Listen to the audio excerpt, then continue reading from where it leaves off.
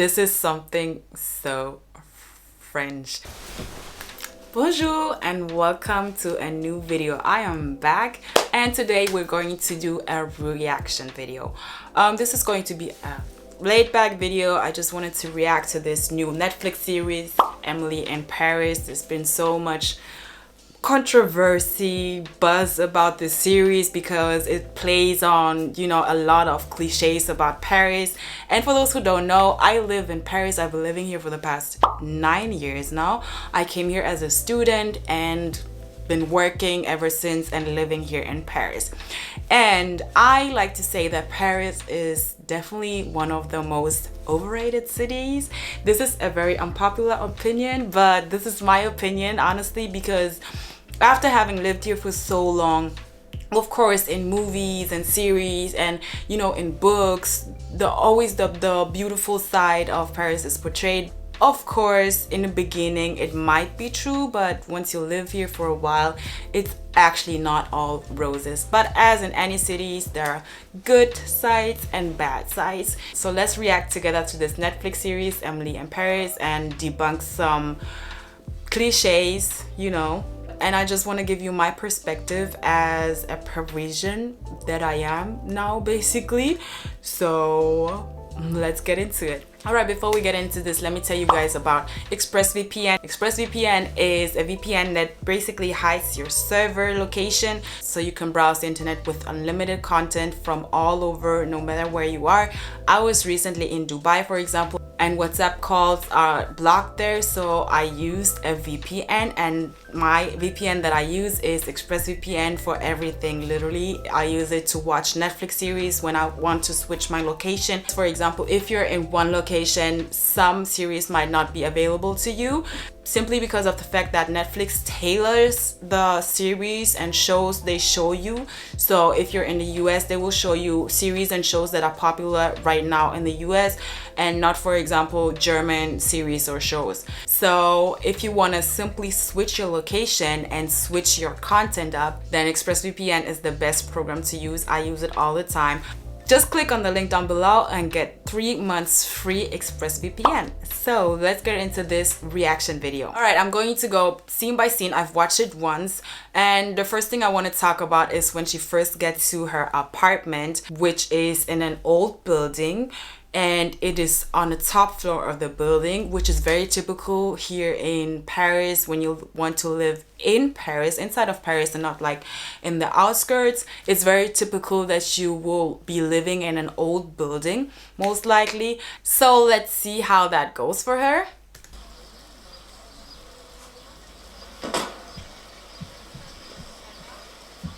Emily Cooper? Yes. Hey, I'm Gilles Dufault from the rental agency. Hi, bonjour. Bonjour, I've got your keys. Apartment 501. Merci. Avec plaisir. I say oui. You say merci. Hi. S'il vous plaît.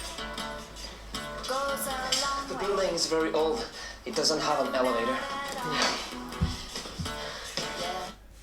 Yeah, so this is usually what happens with the old buildings. They don't have elevators, and when you live on the top floors, which most younger people do, because those are the cheaper apartments on the very top floors, on the 5th floor, 6th floor, even 7th floor.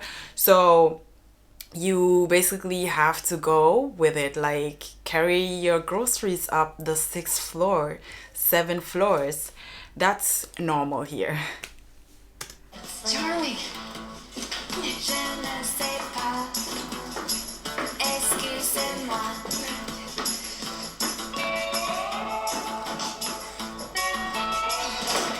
Oh, is this it? It's on the 5th floor. This is the 4th floor. I just chopped up these bags, 5 flights. This is the 5th floor. In France, first the ground floor, then the 1st floor, then the 2nd floor, Yeah. and so on. That's weird. C'est normal. That's so interesting. Something that is weird for some people is normal for other people. So it's quite interesting when you travel and you see like different customs, you know, that are so different from your country, and you think that those are weird, but for them it's normal. This is definitely true that most buildings are old and without elevator. So check 1, true. Let's see the next thing. She gets to her room, to her apartment I should say.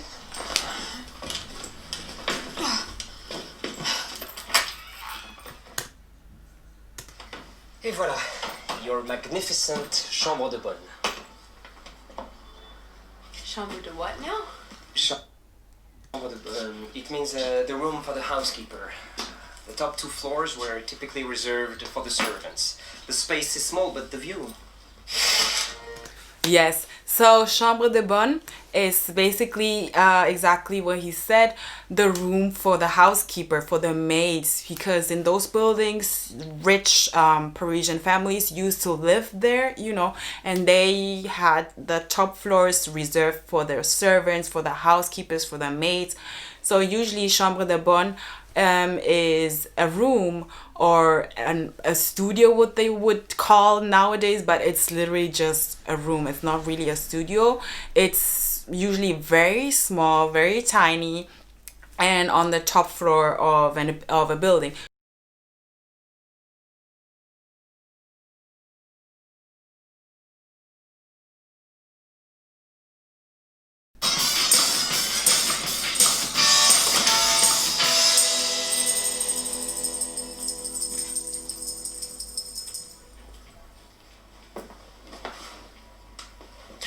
One thing I want to say is like she just does not look Parisian at all. I don't know where this fashion thing comes from, honestly, because people here mostly dress in black.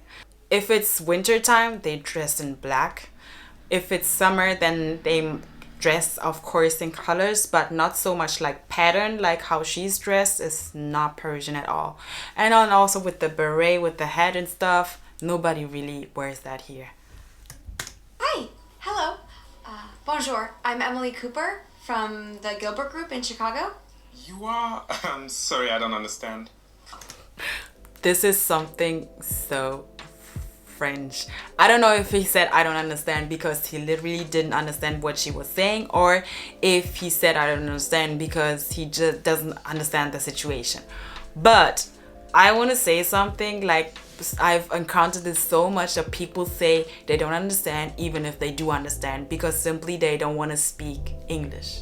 But sometimes even I've had friends who were not attended because they spoke English and they were obviously tourists. Even if the person did speak English, they simply didn't want to attend them in English. Afterwards they did. So obviously a lot of people do speak English here, but they just always want to make it a point to speak French. I've had that experience. I've never ever had someone switch into English for me, and I don't expect that at all. They switch into English a lot for her. I'm wondering how that is even possible, because that's not usually the norm. Bonjour. Je vous attendais pas avant demain? This is so French. Okay, I'm going to say this as a foreigner who came here.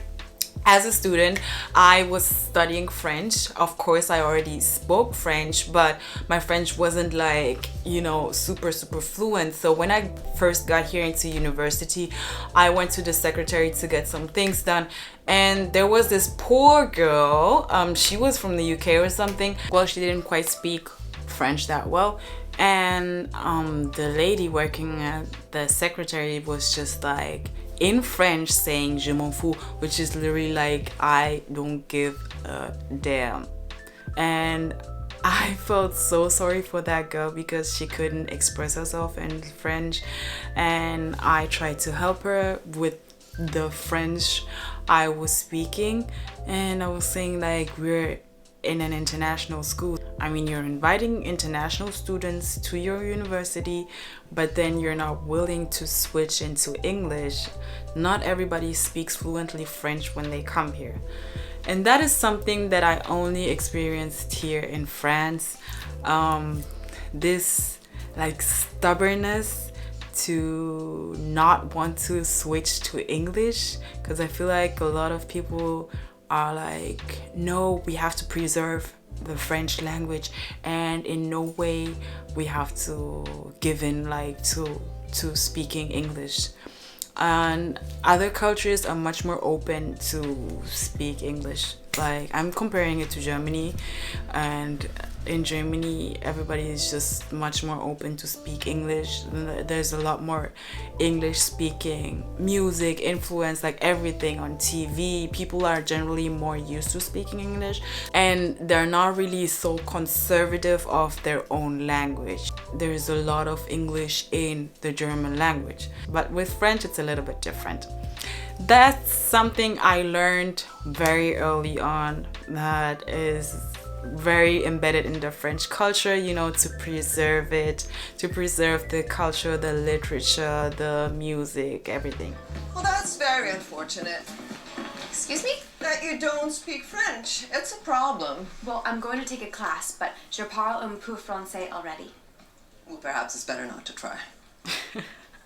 That quite happens a lot. I feel like if you speak French and if you speak it bad, it's better to not speak it. A lot of people make you feel like you have to speak it very, very well. Don't butcher the French language if you're speaking to a French person. Of course, it's not that serious, but speaking from experience, that quite happens. Paul, may I introduce Emily, the American girl who's come to work with us. This is Monsieur Brossard. He's the founder of Savoir. Emily Cooper. Hello. Oh, it is so nice to meet you, Monsieur Broussard. It's a pleasure. Welcome. She's like so surprised by that kiss. She's like, oh, yeah, I think at the workplace it's not that common to give like the 2 kisses for your boss, for example. Then you would usually just shake hands. But if you're in a more casual context, of course, then the 2 bisous. All right, another scene I want to show you is where she asked a colleague something, and that colleague doesn't speak English. She only speaks French. And once she Emily translates into French, and after that the colleague is just like, okay, you're gonna see it. It's the scene. I find it so funny because this is literally what happens so much. It doesn't happen to me because I speak French, but it happens to my family and friends who don't speak French. Hi, Patricia. I'm wondering if I can share some ideas I have about how we might enhance our social media engagement. I'm so excited about the potential here. Je comprends pas.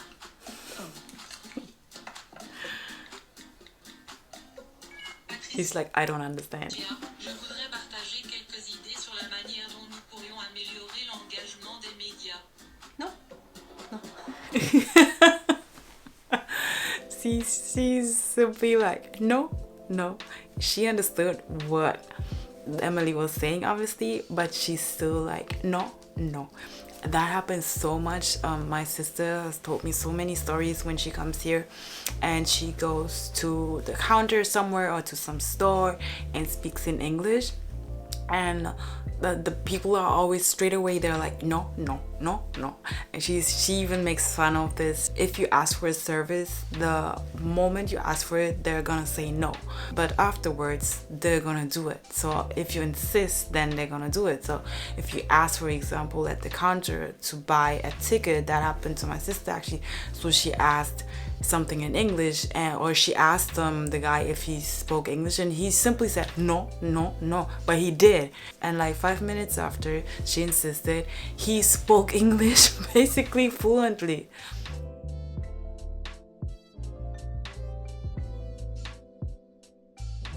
So here, client service doesn't exist basically.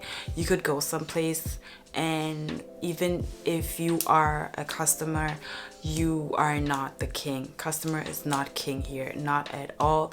I've had it happen to me where I had something food served that was bad. I went to see the manager, talk to her, and even after explaining it, showing her the food, she would still insist that that's how they do it, and she would not want to refund me.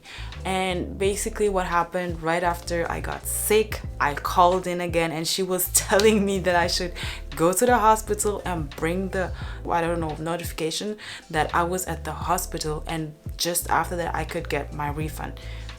Something ridiculous. If you would go to another place, they would instantly give you a new meal, refund you or something, because customer is king and the customer is always right. But here it's not the case.